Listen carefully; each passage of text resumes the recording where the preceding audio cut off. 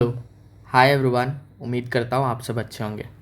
As I had promised, मैं फिर से अपनी दी डोमिनेटर सीरीज़ की अगली क्लास, इस बार फिज़िक्स की क्लास 2, जिसमें हम लोग वर्क, एनर्जी, पावर और ग्रेविटेशन के बारे में पढ़ने वाले हैं। काफ़ी ज़्यादा इंपॉर्टेंट क्लास है, क्यों ना इसमें काफ़ी सारे आपके बेसिक कॉन्सेप्ट्स क्लियर होने वाले हैं। However, if you want this PDF you will have to pay ₹99। आप देना नहीं चाहते कोई बात नहीं, these lecture series are free to all. आप इससे नोट्स ज़रूर बना सकते हैं। शुरू करते हैं। ये वाली पिक्चर और ये वाली पिक्चर थोड़ी देर बाद में आएंगे। अभी पहले देख लेते हैं वर्क आखिर होता क्या है। It is defined as a force causing the movement और डिस्प्लेसमेंट ऑफ एन ऑब्जेक्ट। हम लोग क्या कहते हैं कि भाई वो काम कर रहा है। काम यानी काम करना खाली नहीं होता, काम दिखना चाहिए। तो फिज़िक्स कॉन्सेप्ट से काम दिखना और करना में दोनों में बहुत ज़्यादा डिफरेंस है। कैसे डिफरेंस है, ये वाली फार्मूला से देखिए। Work equals to force into displacement, F into D. अच्छा, हम लोग जनरली जब भी बात करते हैं तो हम लोग हमेशा ऐसे ही लिख देते हैं, work equals to force into displacement.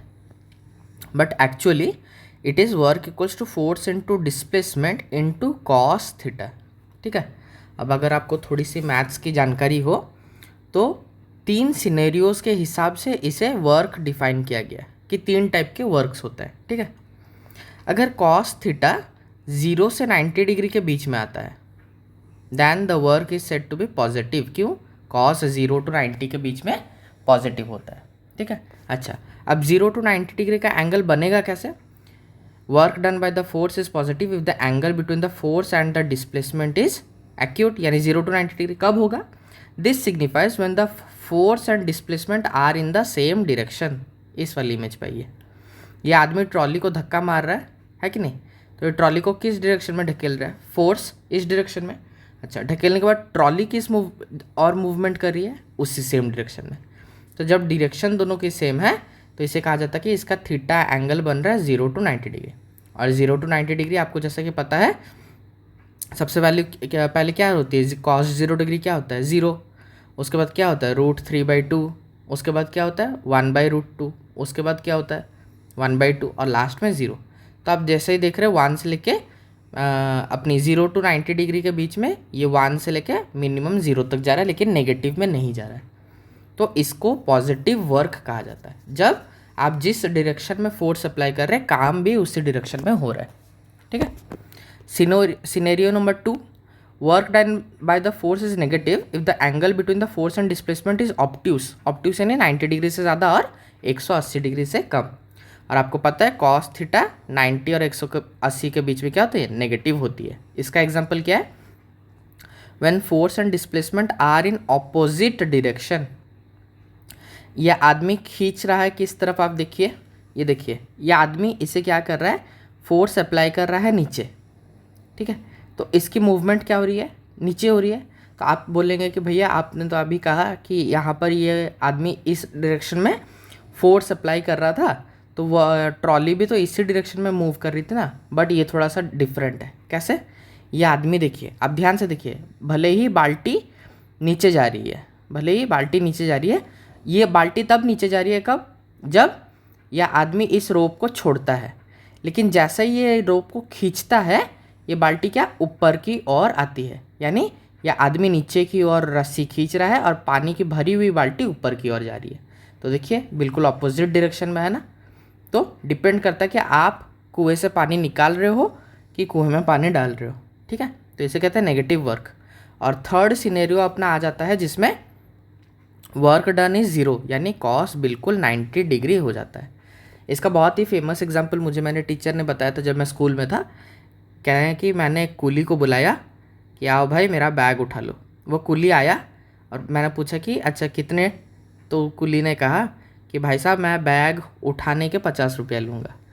तो वो कुली क्या करता है? बैग को ऐसे पकड़ के अपने सिर पे उठा लेता है। तो जब वो झुक के इस बैग को उठाता है तभी उसको 50 रुपये मिलेंगे। जब ये आदमी अपने सिर पे वो बैग लेके ट्रैवल करेगा, then work done is said to be 0। क्यों 0? यहाँ पर लिखा है ना कॉस 90 इज 0। आप खुद सोचिए, बैग कहाँ पर है? यहीं पर है। ठीक है। और आदमी किस डायरेक्शन में जा रहा है? इस डायरेक्शन में। तो बैग और आदमी के बीच में कौन सा डिग्री बन रहा है, 90 डिग्री। यानी कूली कोई भी काम नहीं कर रहा है, ठीक है। तो कूली को सिर्फ 50 रुपये मिलेंगे बैग उठाने के, बैग लेने के बिल्कुल कोई पैसे नहीं। क्यों? फिजिक्स के अनुसार कॉस 90 डिग्री में ज़ीरो वर्क होता है, ठीक है। यहाँ पर देखिए, यहाँ पर ये महिला है, तो ये फोर्स, ये जो कंधे, बैग क्या, बैग नीचे की ओर ग्रेविटेशन की ओर चल रहा है, बट इस महिला ने कंधे पर बैग यूँ चढ़ाया हुआ है। तो कूली के एग्जाम्पल में ज़्यादा अच्छा समझ में आता है जब वो बैग लेके, बैग तो उसके सिर पे यू इस डायरेक्शन में, बट वो चल इस डायरेक्शन में रहा है, तो बीच में 90 डिग्री बन जाता है, ठीक है। तो इस केस में कॉस 90 डिग्री में सिनेरियो 3 में work done is, then no work is said to be done, work done is 0। उसके बाद आता है एनर्जी पे। एनर्जी वही चीज़ है जिससे वो सारे काम, यानी ये जो वर्क है, ये वर्क, एनर्जी, पावर, ये सब क्या है, इंटर रिलेटेड कॉन्सेप्ट्स है। एनर्जी क्या है? It is the ability of the body to do some work. अभी जो भी आपने वर्क के बारे में पढ़ा, उसको करने की क्षमता को एनर्जी कहते हैं। It is a scalar quantity and it's SI unit is joule, जो कि हम लोग पहले ही पढ़ चुके हैं स्केलर और वेक्टर क्वांटिटी में पिछले क्लास में। एनर्जी भी मेन दो टाइप की रहती है, काइनेटिक और पोटेंशियल। यहाँ पर देखिए, जब वो बॉडी कांस्टेंट, ये रोलर कोस्टर ऊपर में रहती है, जब मूवमेंट नहीं कर रही है, तो कहा जाता है कि इसके अंदर क्या है, पोटेंशियल एनर्जी। पोटेंशियल, आपके अंदर पोटेंशियल है कि आप एग्ज़ाम क्रैक कर सकते हो, यानी उसके अंदर एनर्जी है। क्यों? अपने पिछले क्लासेस में भी हमने पढ़ा था कि एनर्जी क्या कांस्टेंट रहता है, energy changes is forms but never becomes zero. तो एनर्जी क्या होता है, इसके अंदर में है, लेकिन जैसे ही ये मूव करती है, तो जो एनर्जी मूवमेंट के दौरान प्रोड्यूस होती है उसे कहते हैं काइनेटिक एनर्जी। तो बस यही दो चीज़ को हम लोग अभी पढ़ने वाले हैं, काइनेटिक एनर्जी और potential energy. It is the energy of motion, it is the energy of rest. यहाँ पर क्या लिखा है, it is the energy of motion, an object that is in motion possesses kinetic energy. और उसका formula क्या है, के equals to half mv²। m क्या है, मास, v क्या है, वेलोसिटी। पोटेंशियल एनर्जी क्या है, mgh, यानी mass, acceleration due to gravity, और h equals to height. The potential energy of an object at a height depends on the ground level और the zero level one chooses. यानी ये बच्चे मान लीजिए ग्राउंड से, सतह से 5 मीटर ऊपर हैं, तो यहाँ पर पोटेंशियल एनर्जी जो होगा एज कम्पेयर टू, मान लीजिए ये बच्चे अगर इस हाइट पे रहते हैं, यहाँ पर अगर उनके रोलर कोस्टर राइड रहते, दोनों अलग होती। क्यों? अब देखिए, पहली वाली की हाइट मान लीजिए 5 मीटर थी, दूसरी वाली की मान लीजिए 2 मीटर है, तो यहाँ पर mgh में क्या, h बदल गया ना, तो हाइट जैसे जैसे घटता है पोटेंशियल एनर्जी भी घट जाता है। क्यों? mgh में हाइट इज डायरेक्टली, जो अपना potential energy is directly proportional to height. Principle of conservation of energy, कि एनर्जी कभी डिस्ट्रॉय नहीं हो सकता, it changes from one form to another, kinetic to potential, potential to kinetic. दुनिया यही दो एनर्जी के फॉर्म से चल रही है। Relation between momentum and kinetic energy, तो आपको याद रहना चाहिए, ये वाला फॉर्मूला बहुत ज़्यादा इंपॉर्टेंट है। कभी कभी इससे डायरेक्ट रेलवे एग्जाम्स में इससे डायरेक्ट क्वेश्चन आ जाता है, दिया जाता है कि अगर किसी ऑब्जेक्ट का मोमेंटम दे दिया जाएगा, यहाँ पर लिखा है ना, where p equals to mv, p यानी क्या है, p इज़ अ मोमेंटम। तो आपने पढ़ा था पिछली क्लास में p इक्वल्स टू mv, अगर आपको याद हो।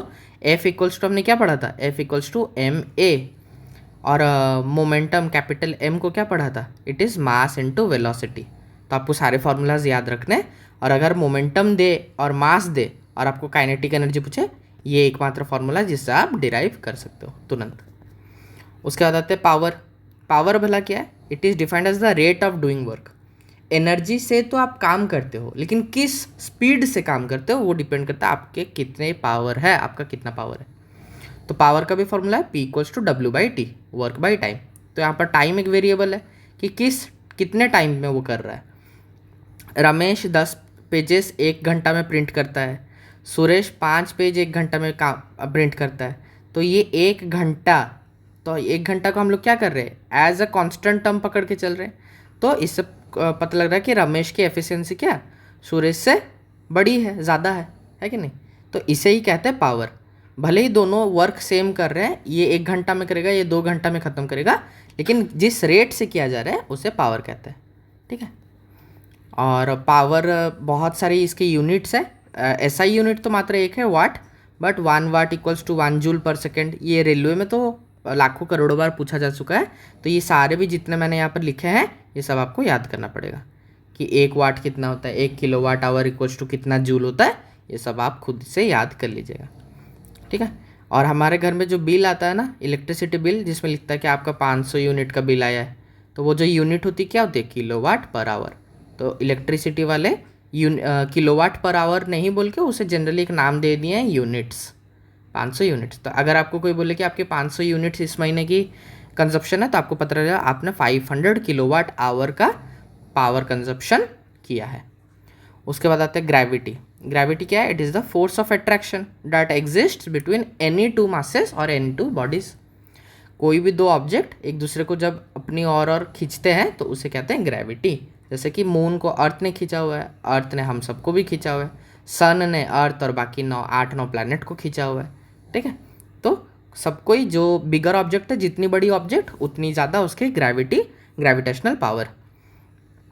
It is an attractive force and it acts on all objects.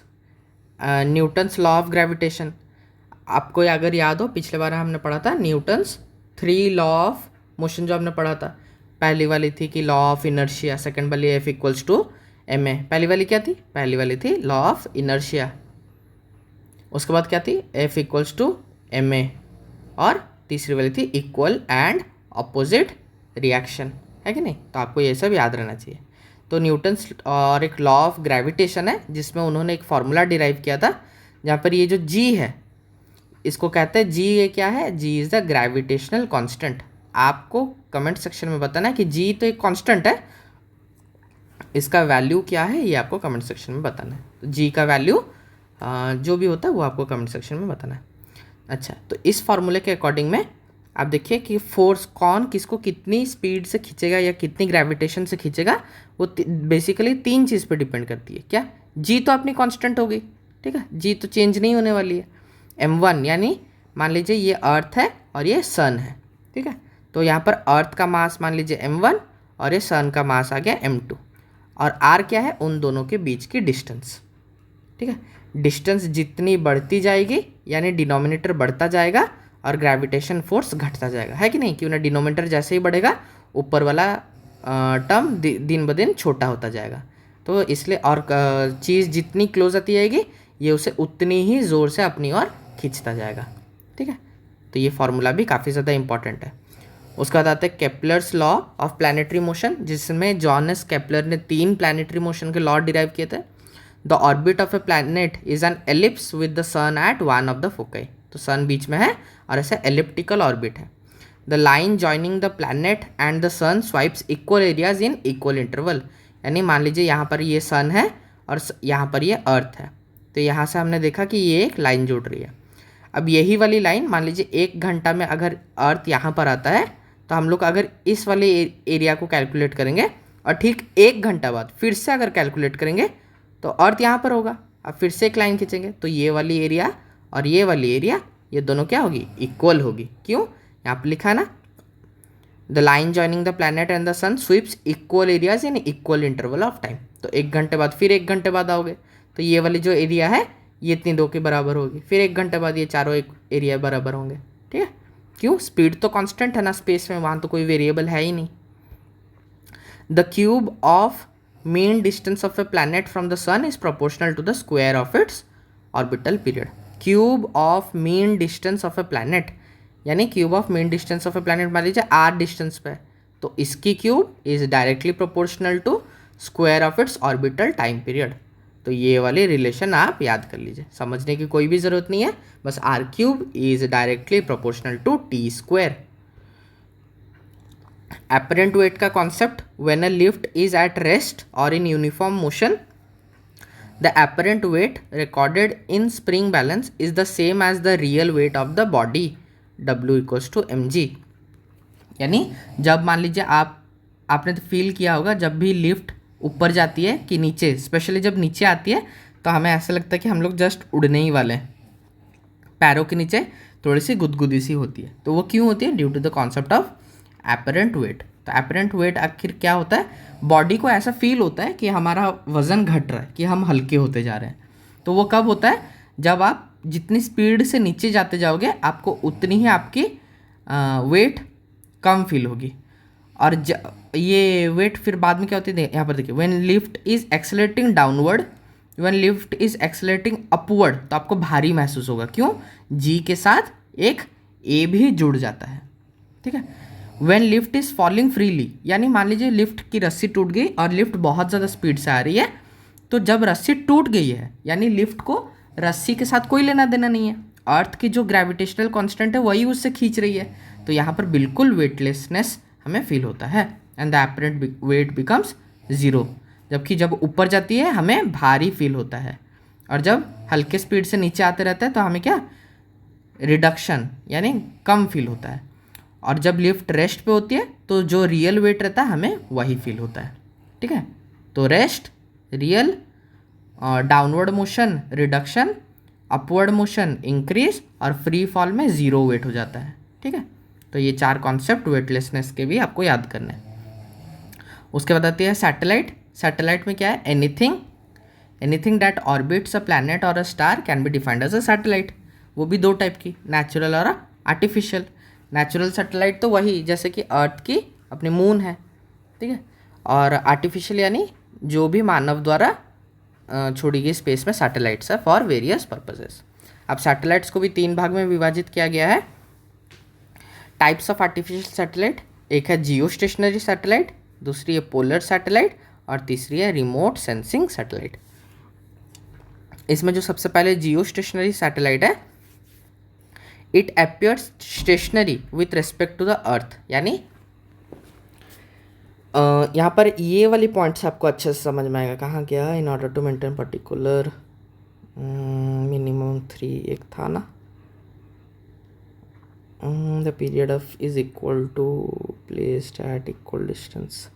यहाँ पर शायद मैंने मेंशन, हाँ यही वाला है हाँ ये तो minimum 3 geostationary satellites are required to cover the whole earth, ठीक है। अब यहाँ से समझिए, मान लीजिए ये अर्थ है, तो अर्थ की अगर पूरी एक राउंड में काट के आऊँगा तो कितने डिग्री हुई, 360 डिग्री। अच्छा, 360 को अगर हम लोग डिवाइडेड बाय एक जियो स्टेशनरी सैटेलाइट मैक्सिमम 120 डिग्रीज का ही फुटेज कवर कर सकता है। यानी मान लीजिए एक जियो स्टेशनरी सैटेलाइट को मैं यहाँ पर रखता हूँ, तो ये यहाँ से लेके यहाँ तक ये जो डिग्री है ये मैक्सिमम 120 डिग्री ही हो सकती है, ठीक है। अच्छा, 120 डिग्री यहाँ से तो कवर होगी, एक और मैं यहाँ पर रखूँगा, ये 120 डिग्री कवर कर लेगा, और तीसरी मैं यहाँ पर रखूँगा, ये 120 डिग्री कवर कर लेगा। तो मिनिमम 3 जियो स्टेशनरी सैटेलाइट से हमारी 120, ये भी 120 और ये भी 120, तो 120 120 120 कितनी हुई, बिल्कुल 360 में हमारी पूरी धरती को हम लोग मात्र 3 जियो स्टेशनरी सैटेलाइट से एक ही कंप्यूटर में बैठ के बिल्कुल देख सकते हैं। अच्छा, जियो स्टेशनरी यानी जियो यानी अर्थ, स्टेशनरी यानी कांस्टेंट।